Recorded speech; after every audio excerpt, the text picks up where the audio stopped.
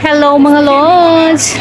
Again, ito na ang crowd ng ating people here, no? In Tamar Park. Mas madami ang pumapasok kaysa sa lumalabas. Ayan. Ang nag-CR na matagal na, ilang oras na wala. So, ayan mga Lords. Ilang CR? Mahaba talaga. Oo, te. Ang haba.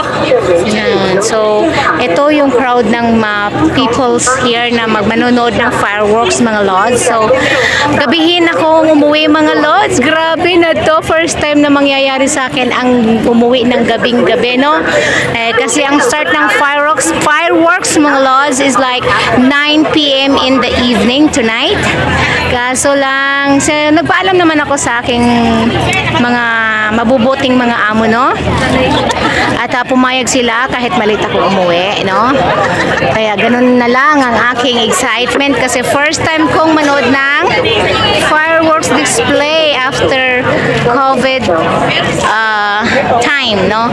After COVID, then pa lang mauulit ang fireworks dito sa Hong Kong. Ayan. So, dadalhin ko mamaya kayo sa fireworks display, mga Lods, no? So, ang dami nang pumababa doon sa baba at malamang marami nang talagang tao doon, no?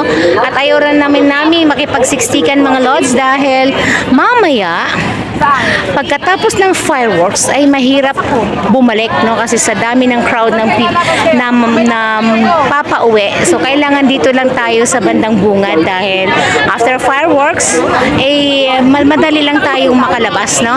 Dahil marami talagang tao ngayon, mga Lods, no? At iba-ibang area ang pwedeng puntahan ng tao dito, no? Dito sa Tamar Park, sa Chimchachoy, and then sa Harbor View, no? So, kasi nakapalibot yan dagat. So, pag nag-fireworks mamaya, kitang-kita naman kahit saan ka nakastay, no? So, dito, mas pinili namin dito magstay sa Tamar Park kasi malapit lang ang MTR dito. Anytime soon, kailangan or anytime, pwede na kaming lumabas dito sa park na to at diretso sa MTR. So, much better na mas malapit ka sa MTR.